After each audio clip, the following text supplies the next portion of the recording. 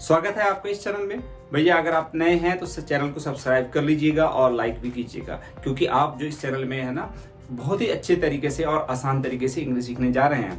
मैं ये देखेंगे कि जीरो लेवल से अंग्रेजी कैसे सीखते हैं। भैया अंग्रेजी बहुत आसान है, आप इसको मुश्किल मत बनाइए, बहुत ही आसान है, बस आपको थोड़ा ध्यान देने की जरूरत है। तो चलते हैं, देखते हैं कि हम एकदम से बेसिक लेवल से इंग्लिश कैसे सीखेंगे। बेसिक लेवल से सीखने का मतलब ये है कि आपके घर में क्या है, टेबल है, कुर्सी है, चेयर है, कुछ भी है ना, इंग्लिश चिपका डालिए उसी पे, राइट। और अगर आपको देखना है कि बाहर में क्या है, उधर भी देखिए, आप जो भी है उधर इंग्लिश चिपका डालिए। बस आपको यूज करना है दिस और दैट। दिस कब यूज करेंगे भैया, जब आपके पास नजदीक कोई चीज है ना, तब दिस यूज कर लेना आपको। जैसे कि अगर आपने कहा कि ये कुर्सियां है, ये टेबलवा है, को दूर बोलना है कि हाँ उधर टेबल है, उधर कुर्सी है, उधर टेबलवा है, उधर कुर्सियां है, कुछ भी आपको दिखे ना उधर आपको दैट चिपका देना है, राइट। अपने से पास अगर दिख रहा है कोई भी चीज तो उसके लिए दिस बोल देना। जैसे आपने कहा कि यह कुर्सी है तो आपको क्या बोल देना है, दिस इज अ चेयर। यह टेबल है, दिस इज अ टेबल। यह अमित है तो आप क्या बोलेंगे इंग्लिश, दिस इज अमित। ये मेरा भाई है, दिस इज माई ब्रदर। आप हुआ ना बहुत आसान। करना यह है कि दिस के बाद आपको इज लगा देना है, और दिस के बाद इज लगाने के बाद आपको जो आगे समझ में आ जाए यूज कर दीजिए। अगर आपको लग रहा है कि एक है, एक आदमी है, एक लड़का है, एक कुर्सी है, तो ए लगाइए। नहीं समझ में आया मत लगाइए। अभी आपको इतना उलझने की जरूरत नहीं कि कहाँ ए लगाना है और कहाँ एन लगाना है। इतना अगर आप रूल में उलझ गए ना, कभी अंग्रेजी नहीं सीख पाइएगा। आपको इतना नहीं उलझना है, बस जो समझ में आ जाए चिपका डालिए। आप देखिएगा अच्छा लोग ना गलत अंग्रेजी बोलता है। बस आपको जो समझ में आया अंग्रेजी बोल दीजिए। अंग्रेजी का मतलब क्या होता है, सामने वाले को जो आप जो भी बोल रहे हैं ना, सामने वाले को समझ में आ जाए, वही अंग्रेजी है। तो अभी देखिए इधर ये टेबल है तो आपको क्या बोल देना, this is a table. This के बाद क्या यूज करा गया है, इज। इस के बाद ए लगा दें। अगर एक चेयर है, एक टेबल है तो ए टेबल यूज कर लेंगे। आपने कहा कि यह टेबल है तो दिस इज अ टेबल। यह कुर्सी है तो दिस इज अ चेयर। आपने कहा ये किताब है, दिस इज अ किताब। ऐसे करके कुछ भी घर में है ना उस पर इंग्लिश जाके बोलिए आप। ये कहिए कि ये पंखा है, दिस इज अ फैन। ये गेट है, दिस इज अ गेट। आपने कहा आपके घर में किसी का नाम है कि ये अमित है, तो आप क्या बोलेंगे, दिस इज अमित। ये मेरा भाई है, दिस इज माई ब्रदर। आपने कहा ये मेरी मम्मी है, this is my mother. Mummy की इंग्लिश तो आती होगी ना, मदर, हाँ, दिस इज माई मदर। आपने कहा ये मेरे फादर हैं, दिस इज माई फादर। अब आप चाहे फादर बोले या फादर बोले, आपको इंग्लिश में दिस इज बोल देना, this is my father, this is my mother. ये मेरा भाई है, दिस इज माई ब्रदर। ये मेरी सिस्टर है, दिस इज माई सिस्टर। अगर आपके पास है कोई, आपसे दूर है, थोड़ा हटकर है, तो आप क्या यूज कीजिएगा, दैट। जैसे आपने कहा कि वह टेबल है, that is a table.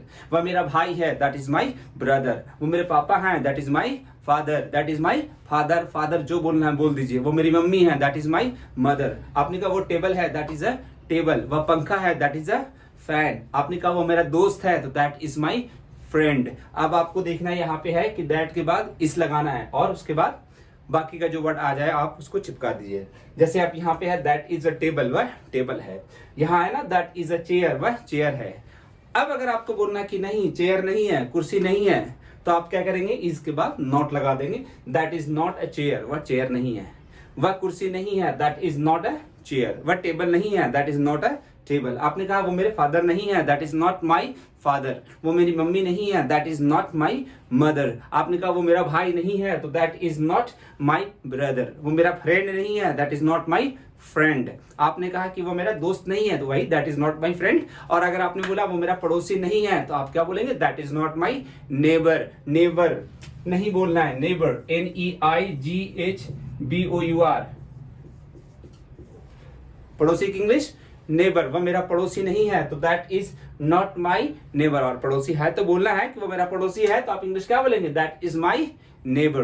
That is my neighbour, वो मेरा पड़ोसी है। और अगर आप कहीं आपके पास खड़ा है तो आप क्या बोलेंगे, ये मेरा पड़ोसी है, तो ठीक है, दिस इज माई नेबर। अब मेरा पड़ोसी नहीं है, ये किसी और का पड़ोसी है, कहीं और से आया है, तो आप इंग्लिश क्या बोलेंगे, this is not my neighbour. अब आपको यहाँ पे दिस इज के बाद नॉट लगा देना है, और दैट इज के बाद भी नोट लगा देना है। समझ में आया। दिस कब यूज करेंगे, जब अपने पास है कोई चीज। दैट कब यूज करेंगे, जब अपने से दूर है, तब वहां पे दैट यूज कर लेना है। जैसे अब यहाँ पे this is not a chair, ये चेयर नहीं है। ये टेबल नहीं है, that is this is not a table. और वह टेबल नहीं है, that is not a table. मैं टीचर नहीं हूं, तो क्या बोलूंगा, I am not a teacher. अब यहाँ पे आई यूज हो गया, तो अभी आई में आपको नहीं देखना है, अभी दिस और दैट से ही समझना है। दिस और दैट से ही सेंटेंसेस बना देना है बहुत सारे। अब जैसे सेंटेंस है यहाँ पे, वह मेरा पड़ोसी नहीं है, तो that is not my neighbour. वह खिलाड़ी नहीं है, that is not a player. वह बुद्धिमान नहीं है। तो अब बुद्धिमान की इंग्लिश भी आज देख लीजिए, बुद्धिमान की इंग्लिश क्या होती है? वाइज। वह बुद्धिमान नहीं है, दैट इज नॉट वाइज। ठीक है, समझ रहे बात को? वह बुद्धिमान नहीं है, दैट इज नॉट वाइज। और आपने कहा कि यार ये बुद्धिमान नहीं है, दिस इज नॉट वाइज। ये आदमी बुद्धिमान नहीं है, तो फिर थोड़ा सा बदल जाएगा, this man is not wise. ये आदमी बुद्धिमान नहीं है। वह आदमी बुद्धिमान नहीं है, तो दैट के बाद तुरंत आपको मैन लगा देना है, that man is not wise. वह आदमी बुद्धिमान नहीं है। तो ऐसे करके आप दिस और दैट के साथ इज लगाइए और इसके बाद नॉट लगा डालिए। अब देखते हैं क्वेश्चन में कैसे यूज करेंगे।